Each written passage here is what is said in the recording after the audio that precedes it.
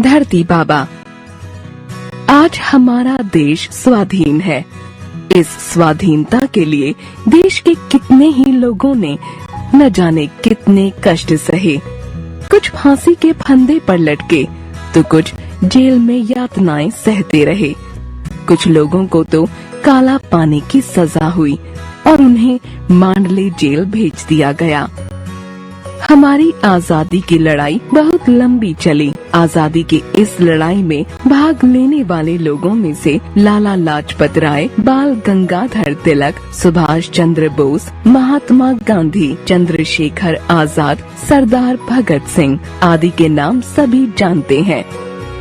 बहुत से ऐसे देशभक्त भी हुए हैं जिन्होंने आजादी के लिए प्राण न्यौछावर किए, पर उनका नाम बहुत कम लोग जानते हैं। ऐसे ही एक स्वतंत्रता सेनानी थे बिरसा मुंडा।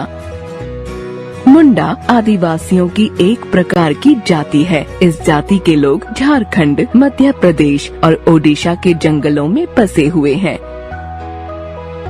ये लोग प्रायः छोटी छोटी बस्तियों में रहते हैं और इनके घर मिट्टी तथा बांस के बने होते हैं। ये बहुत सरल और मेहनती इंसान होते हैं।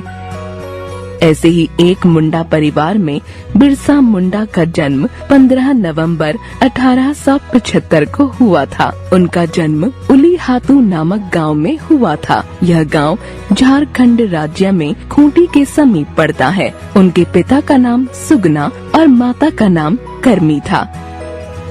बिरसा का बचपन अन्य साधारण बालकों की भांति ही बीता। वे माता पिता के काम में हाथ बंटाते थे। कुछ समय बाद उन्होंने स्कूल छोड़ दिया। धीरे धीरे बालक बिरसा जवान हुए। वे बड़े बुद्धिमान और तेज तर्रार निकले। उनका डील डौल सामान्य मुंडाओं की अपेक्षा विशाल था। मुंडा समाज धीरे धीरे उनकी ओर आकर्षित होता गया और समाज में उनका प्रभाव और आदर बढ़ता गया। मुंडा लोग यहाँ तक मानने लगे कि उन्हें कोई सिद्धि प्राप्त है और उनके हाथ फेरने भर से बीमार आदमी भी ठीक हो जाता है। इस कारण वे उन्हें धरती बाबा कहकर पुकारने लगे थे। उन दिनों देश भर में आजादी की लहर फैलती जा रही थी। देश के अलग अलग भागों में बसे आदिवासियों ने भी स्वतंत्रता आंदोलन में भाग लेना शुरू कर दिया था। मुंडा लोग भी जागरूक हो गए थे। बिरसा ने आदिवासियों को एकजुट कर अंग्रेजों के विरुद्ध आंदोलन चलाया। उनके एक इशारे पर आदिवासी लोग अपनी जान तक देने को तैयार हो गए थे।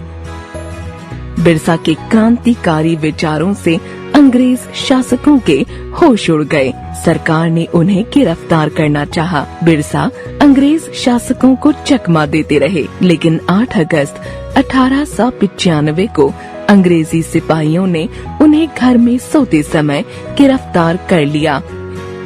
जब सिपाही उन्हें हथकड़ी पहनाकर जेल ले जा रहे थे तो लोगों की भीड़ उन्हें देखने को जमा हो गई। बिरसा और उनके साथियों पर लूटपाट करने का मुकदमा चला और उन्हें 2 वर्षों की सजा हो गई। जेल में बिरसा बहुत शांत रहते थे।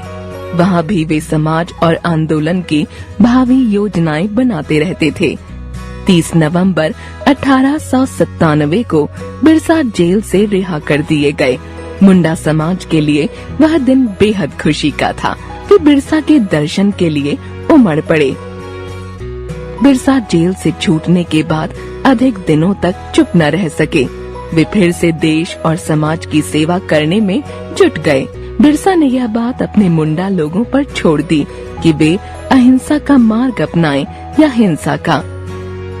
वे स्वयं अहिंसा के पक्ष में थे।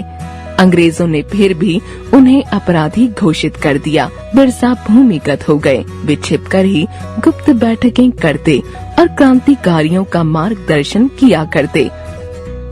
3 फरवरी 1900 को बिरसा फिर से गिरफ्तार कर लिए गए और जेल में डाल दिए गए। इस बार जेल में उनका स्वास्थ्य खराब रहने लगा। जेल में ही बिरसा का इलाज कराया गया, किंतु उनका स्वास्थ्य नहीं सुधरा। अंत में 9 जून 1900 को बिरसा इस संसार से विदा हो गए। बिरसा नहीं रहे, किंतु वे आज भी आदिवासियों के बीच जीवित हैं। वे उन्हें बिरसा भगवान के रूप में पूजते हैं।